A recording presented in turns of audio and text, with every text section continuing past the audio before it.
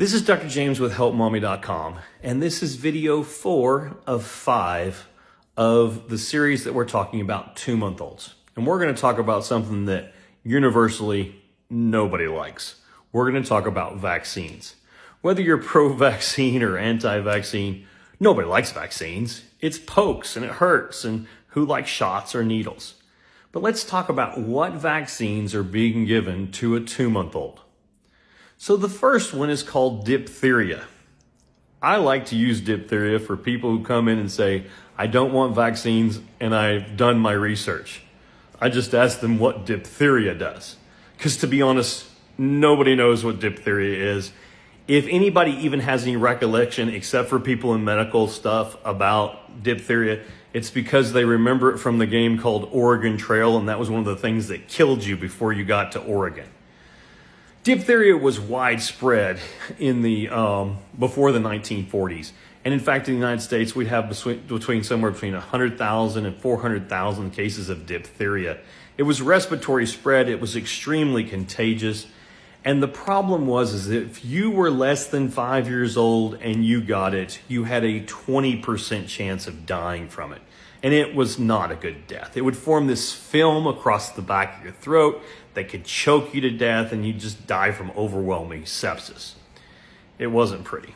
It's one of our oldest vaccines. It came out in about 1941, and really by 1942, 1943, we pretty much had diphtheria under control. In fact, diphtheria is almost never seen in the United States. We might get 10 cases every 10 years. And it's going to be from people coming into our country from countries that aren't vaccinated. And those countries do exist, and they may have a pretty good size amount of diphtheria in those countries. So we are vaccinating the people in our country, not because we have diphtheria here, but to prevent people from bringing it in. And because it's so contagious, if we did have a case like that, it could spread very fast. The next thing that we get is tetanus. Now, what I have to tell you with tetanus is that tetanus is not something that probably your baby's going to be exposed to, okay? But it's not a great vaccine. It takes a while to stimulate immunity. So really, we're vaccinating a 2-month-old, a 4-month-old, and a 6-month-old for diphtheria to protect the baby, who then starts getting into more stuff, who may get deep, penetrating, dirty wounds, because that's what it requires. People think of, stepping on a rusty nail. The rusty nail didn't have anything to do with it. It was the rust didn't have anything to do with it. It's with it. If it was rusty, maybe it was in the dirt, and then the nail was dirty, and then it went up into you. A non-rusty nail that was dirty could still cause tetanus. Tetanus can live in the dirt for up to 40 years and still cause disease. And so that's the reason that we're protecting against tetanus. To be honest, tetanus incidence has gone way down in our country as we've moved away from being a predominantly agricultural country, but the chances are still there. If you ever want an interesting history lesson, if you go back in time to really old cemeteries, one of the things you'll see is a lot of 2-week-olds that have died, and a lot of them died from tetanus, from cutting their umbilical cord with dirty pocket knives. This still causes somewhere between 500,000 and 1 million deaths worldwide in babies from not using sterile instruments to cut the umbilical cord. The next thing we have is acellular pertussis. This is whooping cough. This is definitely for your baby now. Most of our cases that lead to death and whooping cough are usually less than 4 months old. It's one of the reasons why moms are encouraged to get a DTP vaccine while they're pregnant so that they don't bring it home to their baby. They're also encouraged to get vaccines for their spouse and their close relatives who might see the baby, because most babies that actually get it from a very low symptomatic adult who brings it into the house. This is a very nasty disease. I actually managed to get this when I was about 17, 18 years old and coughed for about 2 to 4 months and thought I was going to drown. I have an intimate knowledge of what pertussis was, and I wouldn't recommend it to anyone. Then we have, the next thing would be Haemophilus. Haemophilus, or Hib as it's affectionately known, is Haemophilus influenza B. This disease is one of those questions that you always get when you're interviewing for medical school, because one of the things it can cause is epiglottitis. that big thing that sticks out and covers your airway when you're swallowing, gets infected with Haemophilus influenza B and becomes cherry red and swollen and causes a baby to come in tripoding where they lean forward. They'll be panting, they're panicking. In fact, if you ever have this history, we're always told never to look in their mouth because they might get scared and actually obstruct.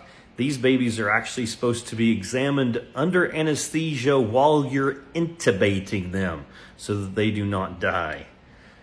The other thing that it commonly causes is meningitis. And so it used to be the leading cause of bacterial meningitis before the vaccine was introduced in the 80s.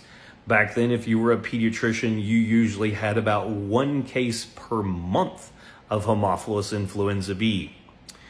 It can also cause things like ear infections and sinus infections and pneumonias. And so that's one of the reasons why this vaccine is so important and why we change the fever that we worry about once we get this vaccine. The next vaccine we get is called Prevnar. This is against a bacteria called strep pneumonia. Strep pneumonia is the current leader in babies as far as types of bacterial meningitis. It also causes ear infections, pneumonias, sinus infections, and blood infections.